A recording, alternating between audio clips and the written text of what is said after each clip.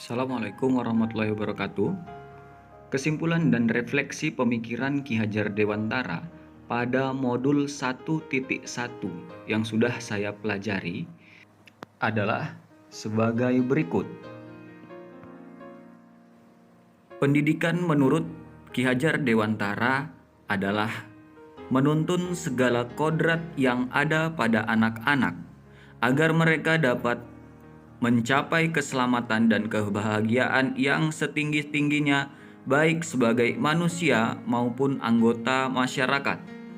Menuntun maksudnya di sini adalah sebagai seorang pendidik kita hanya bisa menuntun tumbuh atau hidupnya kodrat si anak agar dapat memperbaiki laku, bukan dasarnya hidup dan tumbuhnya tersebut.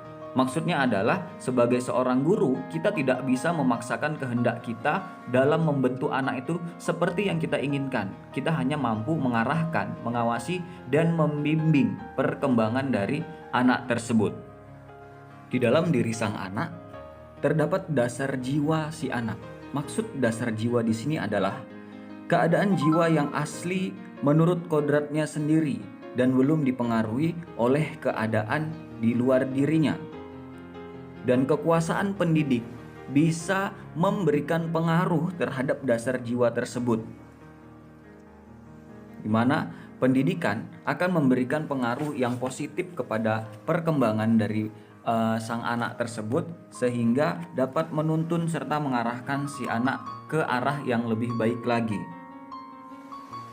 Beberapa dasar jiwa yang terdapat di dalam diri si anak dapat diistilahkan sebagai: 1.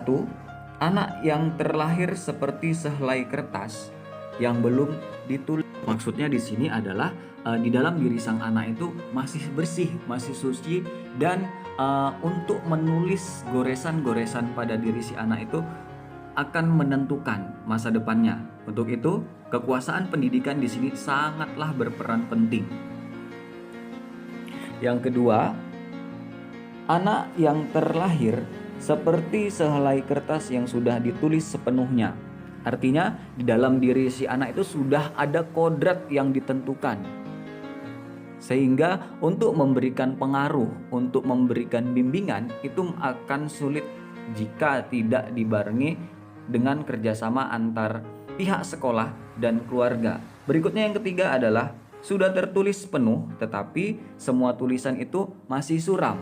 Maksudnya di sini peran dari kekuasaan pendidikan adalah di dalam diri anak yang sudah tertanam sebuah kodrat itu dijelaskan lagi, diperjelaskan dan diarahkan ke arah yang lebih baik lagi.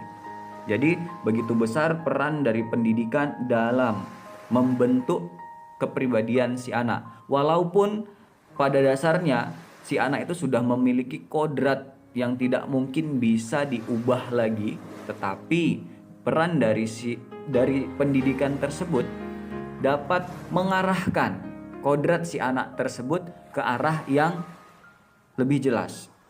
Untuk itu, Ki Hajar Dewantara memiliki pemikiran dalam mengembangkan pendidikan di Indonesia harus menerapkan yang namanya Merdeka Belajar.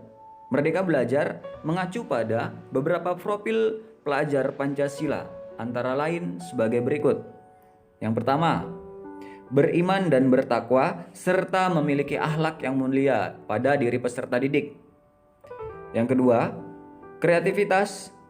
3. Gotong royong. Yang keempat, berkebinekaan global. Yang kelima, bernalar kritis serta mandiri. Tujuan dari Merdeka Belajar itu sendiri adalah pelajar Indonesia merupakan pelajar sepanjang hayat yang memiliki kompetensi global dan perilaku sesuai dengan nilai-nilai Pancasila.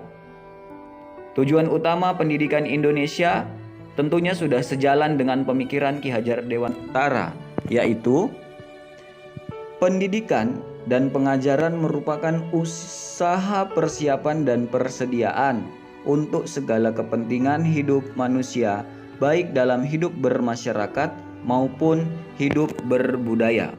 Berikut koneksi antar materi, kesimpulan dan refleksi pemikiran Ki Hajar Dewantara.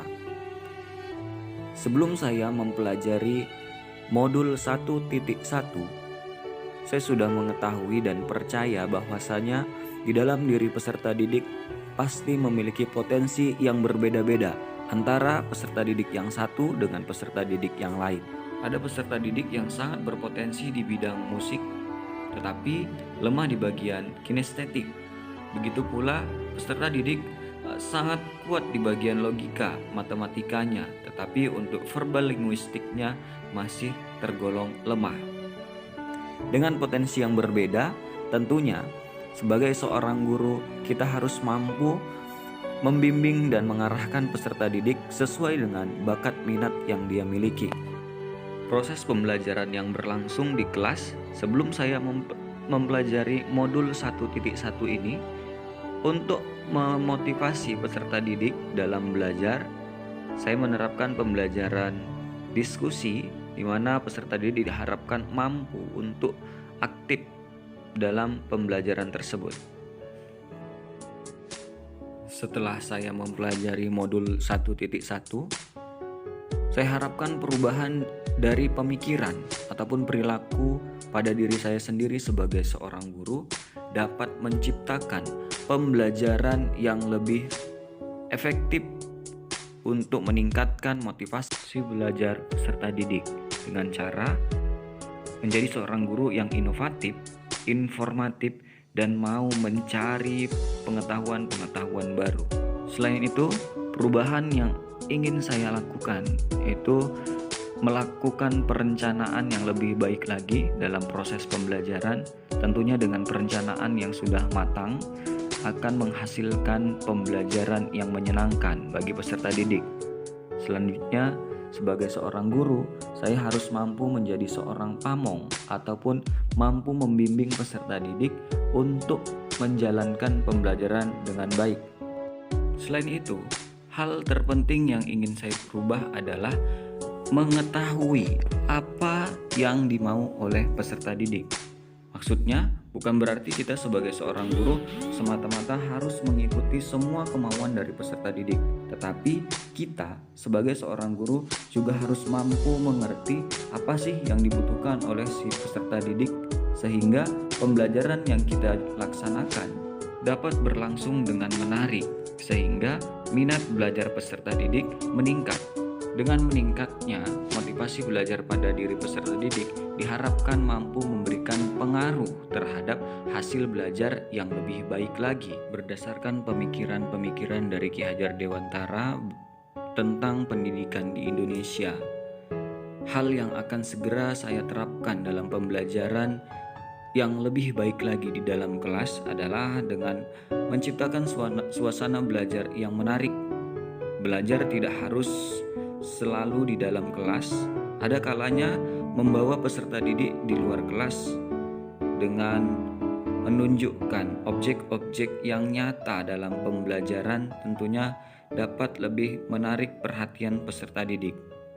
Untuk itu, untuk menjadi seorang guru yang mampu menciptakan suasana pembelajaran yang menarik, tentunya saya perlu mengupgrade diri untuk lebih baik lagi, untuk lebih kreatif lagi, untuk lebih inovatif dalam mengembangkan pembelajaran.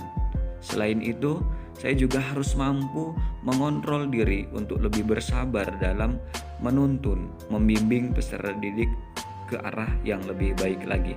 Menjadi seorang guru sesuai dengan pemikiran Ki Hajar Dewantara, tentunya kita harus mampu menjadi seorang penyemangat kepada peserta didik yang memberi motivasi serta memberikan dorongan kepada peserta didik untuk tumbuh kembangnya menjadi penerus bangsa, pemimpin bangsa menuju Indonesia yang lebih baik lagi. Demikian pemaparan refleksi dari saya. Atas segala kekurangannya saya mohon maaf. Sekian dan